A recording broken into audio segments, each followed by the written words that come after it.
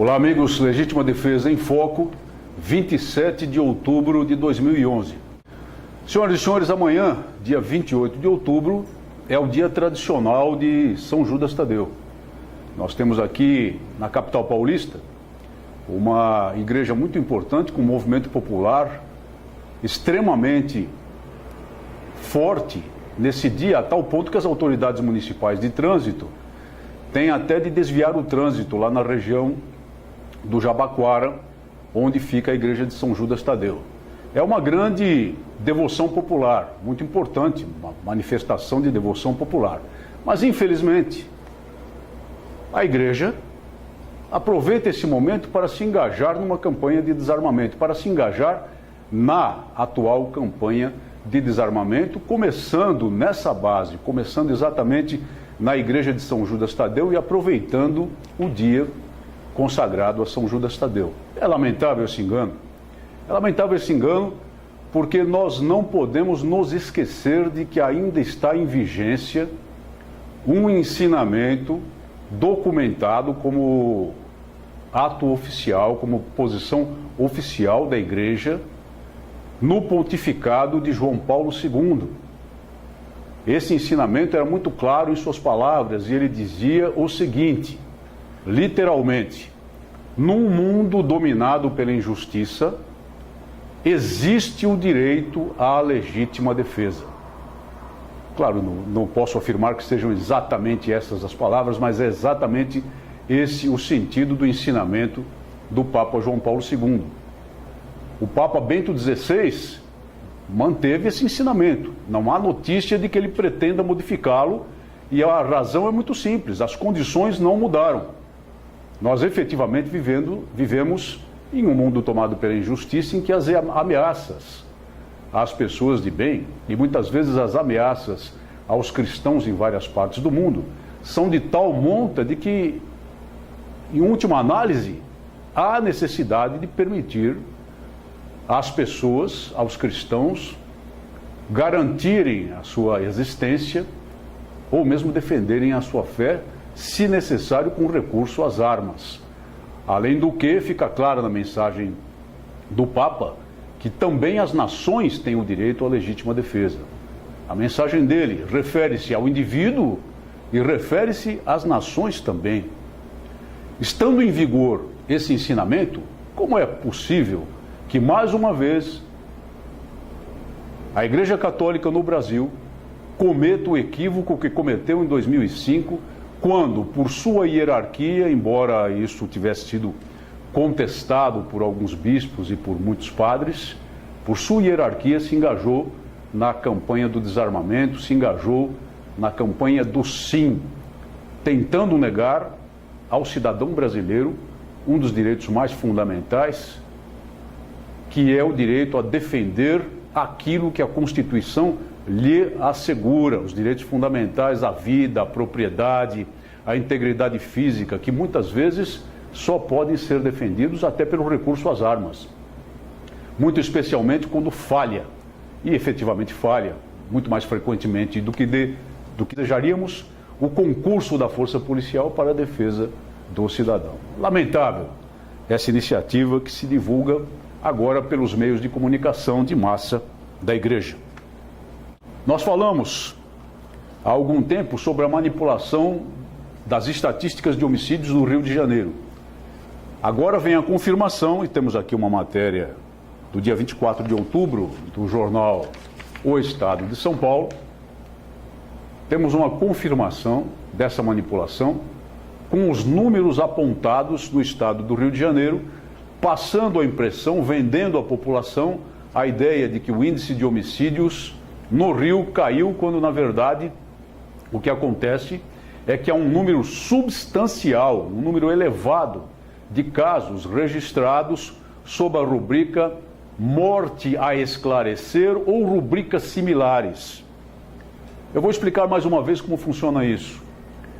Frequentemente encontra-se um caso com uma pessoa morta numa cena de suposto crime. Mas às vezes os dados de momento não são suficientes para concluir pelo crime. não há testemunha, não há um ferimento claramente indicativo da violência, não se encontra uma arma nas proximidades e muitas vezes esse caso pode ser registrado como morte a esclarecer.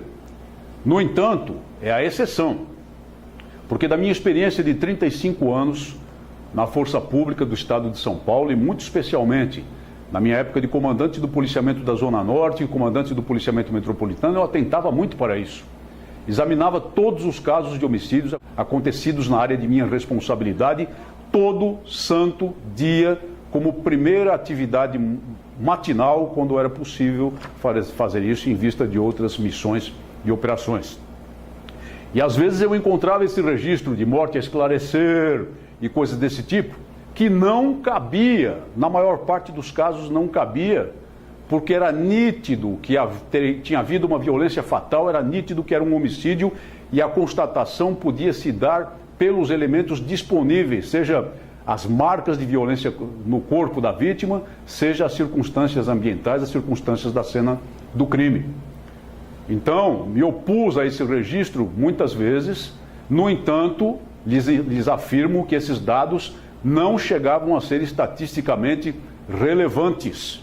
E houve providências da Secretaria de Segurança Pública naquela ocasião e da própria Polícia Civil do Estado de São Paulo também, melhorando a estatística de São Paulo, que afinal de contas continua com homicídios em queda ano a ano, embora tenhamos sofrido um revés nesse sentido no último trimestre, que posteriormente comentarei.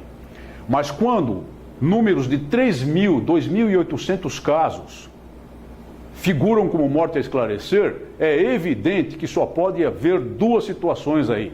Ou manipulação grotesca, grosseira, torpe de dados, ou então incompetência generalizada dos órgãos policiais, muito especialmente dos órgãos periciais, dos órgãos de registro do crime ligados à Polícia Civil.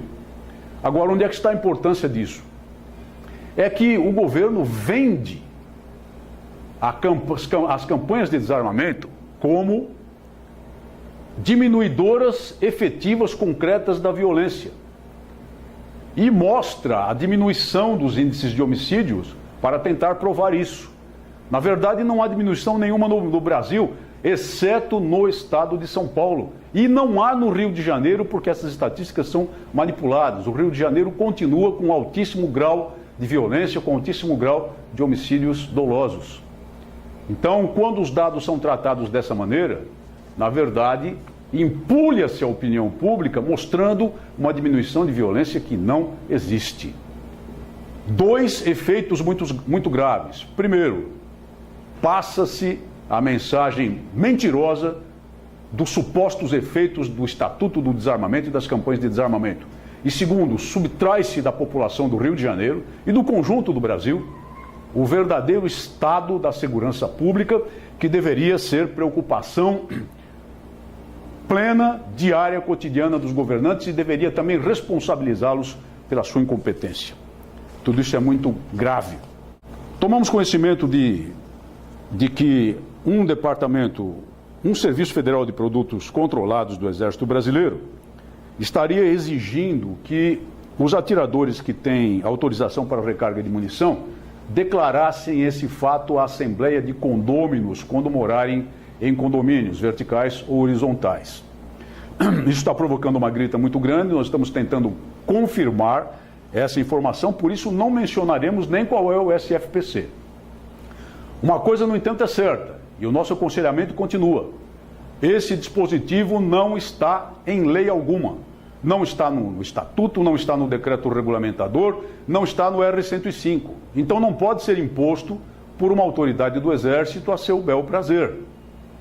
Se necessário, organizem-se os atiradores da região, ingressem com uma ação judicial, ingressem com o necessário mandado de segurança. Alguém poderia dizer que isso colocaria os atiradores em rota de colisão com o Exército. Não é bem assim, porque às vezes a autoridade militar, com boa intenção, acaba indo além da letra da lei.